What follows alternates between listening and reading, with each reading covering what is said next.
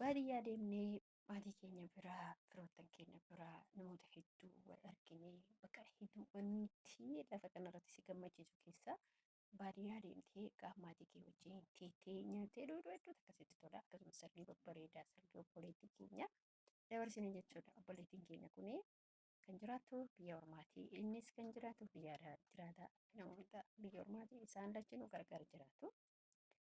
Bakka baay'ee namatti tola. Assalaamu alaikum warahmatullahi wabarakatuh. Jirtu akkam nagaa keessan fi keessanii.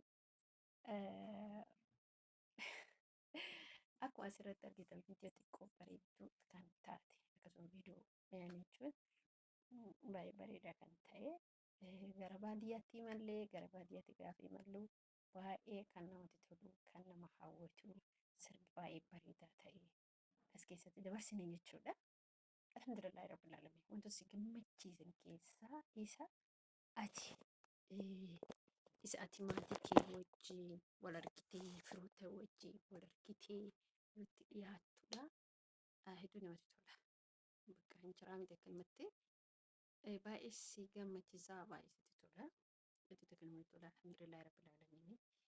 Geettiin kuni obboleen keenya geettii baay'ee bareedaa gaafa hamileen obboleettii keetii gaggeeffamu aadaa keenya keessa aadaa bareedaa akka duraanii buttula maaliin hin jiru waan somaan baratanii fataa jedhanii jiraatan. Hamileen keessattuu waan hedduu nama gammachiisudha. Inni guddaan namoota hedduu walitti dhiyaata. Gaafa bakka garaagaraa deemtu gaafa bakka walgahii deemtu gaafa bakka sarbii deemtu gaafa bakka du'allee hattaa jechuudha. Bakka du'allee gaafa deeman namoota hedduu wal argatan jechuudha. Garuu wantoonni irra si gammachiisan iddoon irra guddin sargii si gammachiisa. Bakka bashannanaa tokko gaafa sargii namoota duraa waliin agarre waggaa dheeraa waliin arganii wal argita. Maatiin baadiyyaa kun hedduutu akka namatti tolu dhugaa rabbii dubbachuu. Maatiin akka baadiyyaa maatii miti. Maatiin akka isaanii jiru. Gaafa nyaatanis gaafa dhuganis wajjin oduu ta'u maatii firri isaanii gaafa bakka tokkotti deebi'anii des isin jedha. Haasawni dhumatu wal jaalalli isaanii dhumatu seenaan duraanii gaafa utoo wal hawwin utoo haasaan xumurate gara gargara deemna. Hundi keenya bakki kun bakka miti sirbamaa jiru kun firoottan hunda bicha utoo namni tokko dhalaa utoo namni alaa ittiin dabalamin warroo nama sirban kun warroo nama shambaa jedhan kun firoottan keenya bichaadha. Maashaallah tabaarakallaa irranaa jedha. Isaan hundinuu fira foon tokko bakka dhala jechuun hin jiraa miti. Kun hundi isaa gaafa maatii keessaa ba'anii maatii isaanii keessaa ba'an namni hundinuu akka dhalatee maatii isaa biratti nafu gargara deemu hin heeru hin fuudha. Garuu guyyaa gaafa akkana guyyaa gammachuu kana maatiin yeroo kamuu firii amma fedhii yoo rakkate amma fedhii yoo jeeqame amma fedhii waan fedhii yoo ta'e bakka tokkotti wal arga. Yaa gammachuu isaanii yaa bareedumsa isaanii yaa jaalala isaanii yaa mi'a haasaa isaanii isinitu tola mi'aadha. Hammi maatii amma argitanii kuni kan na gammachiisu kan natti tolu kan keessi kiyya gammadee jedhe fira kiyya. Alhamdulillahi rabbil alamin. Namni fira bal'aa qabu eessattillee gaachana dhabu. Namni fira bal'aa qabu waan biraa miti qeen isaanii ni bareetti. Waa hundumaan isin quutan jechuudha.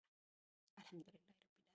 Waa hunduma keessa obboleen kiyya kan hafan biyyoota namaa keessa jiran biyyoota garaagaraa keessa jiran waan nu biraafan malee nuti warri haadha walgeenye kun gammachuudhaan utoo jaalala walii qabne utoo kolfine utoo taphan gargar deemne rabbiin immoo maatii kiyya kana fuula ifaadhaan fuula gammachuudhaan walitti nu haa deebisu jedha. Maaliif namni maatii ofii kana jaalalaan namni abbaa ofii haadha ofii fira ofii obboleeyyan ofii fuula ifaadhaan argee wajjin taphatee maal jedhu viidiyoon kana qofaa miti waraabne garuu nuti mijoonni malee dabarsaa nuti dabarsine dabarsaa baay'ee dheeraadha. Yeroo guyyaa sadiif wal bira turre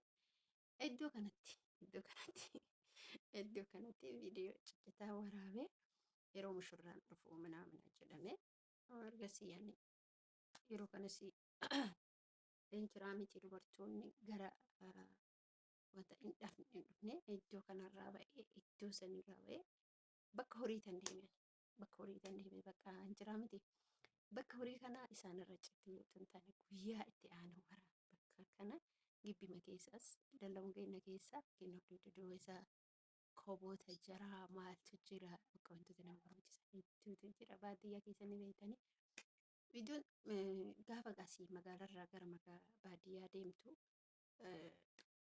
yeroo kanatti immoo asitti immoo yeroo kanas sargii dhufama jedhame jechuudha. Irra citeetiin inni isin agarra. Sargii dhufamu jedhee namoota keenya waraabe amallee kun daawwata sargii uummata biyya keenyati. Sargeenyaa odoo ta'an warra dhufe odoo ta'an yeroo kana haamamuun seenaa jira yeroo haamamuun seenaa hedduutu akka wallaahi azii dhugaan isin jedha baadiyyaatti sargii godhatuun baadiyyaatti hafe. Heerumnis baadiyyaatti hafe. Waa hundi baadiyyaa keessatti hafe.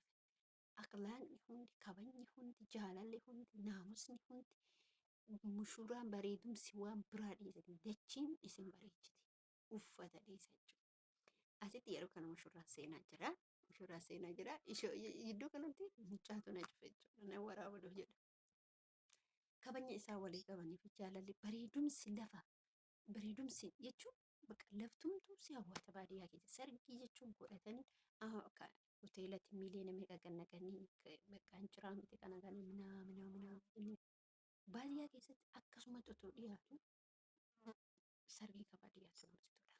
Sargiin baadiyyaa hedduutu tola si hawwata dassi jedha bakka dhugaan isin jiraatti wallaahi dassi baay'ee tokko namatti tola sargiin baadiyyaa ittiin gammada alhamdulillah asitti mucaa waggaa meeqa ministirii fudhannee as keessatti wanni sargii baadiyyaa yaadadhe keessa mucaa uffata adii kana jechuun lakana kutaa tokkorraa qabne mucaa duratti isan jecha kutaa tokkorraa qabne hamma kutaa sagal ministiriitti kun ammoo wal uffata fudhatan waggaa meeqatti wal agarre waggaa baran wal agarre waggaa meeqa guutuu jechuudha.